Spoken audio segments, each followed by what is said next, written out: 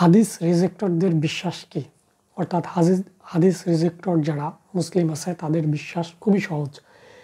এটি একদম সহজভাবে বলতে পারি যে তাদের বিশ্বাস হচ্ছে তারা শুধু কোরআনকে মানবে। অর্থাৎ কোরআনকে ধর্মীয় কিতাব হিসেবে, আসমানি কিতাব হিসেবে মানবে, হাদিস একেবারেই মানবে না। হাদিস সহিহ হোক কিংবা জাল হাদিস হোক, যে হাদিসই হোক, তারা হাদিস রিজেক্টর, পুরোপুরি হাদিস রিজেক্টর। অর্থাৎ তাদের হাদিসের সাথে কোনো সম্পর্ক নেই, তারা শুধু কোরআন মানবে, কোরআন ফলো করবে, এর বাইরে তারা যাবে না। এরা হচ্ছে হাদিস রিজেক্টর। তো হাদিস রিজেক্টর বাংলাদেশে নাই, খুব একটা পাওয়া যায় না হাদিস রিজেক্টর। তবে হাদিস রিজেক্টর বিদেশে বেশি দেখা যায়, তবে সংখ্যায় কম।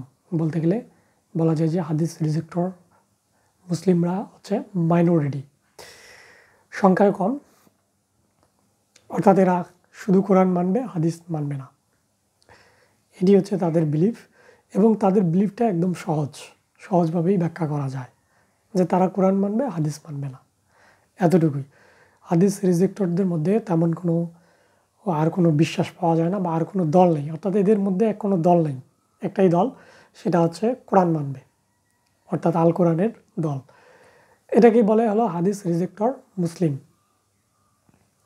অর্থাৎ তারা কোরআন যেভাবে বলছে সেভাবেই তারা সব কিছু পালন করার চেষ্টা করবে, যেমন নামাজ, রোজা, হজ, যাকাত। অর্থাৎ ইসলামের যেগুলো গুরুত্বপূর্ণ বিষয় আছে সবগুলো তারা কোরআন থেকে নিয়ে সেগুলো পালন করার চেষ্টা করবে। তো হাদিস রিজেক্টর দিয়ে মুসলিমদের বিশ্বাস নিয়ে আরও বিস্তারিত আলোচনা করব। ততক্ষণ পর্যন্ত বিদায়।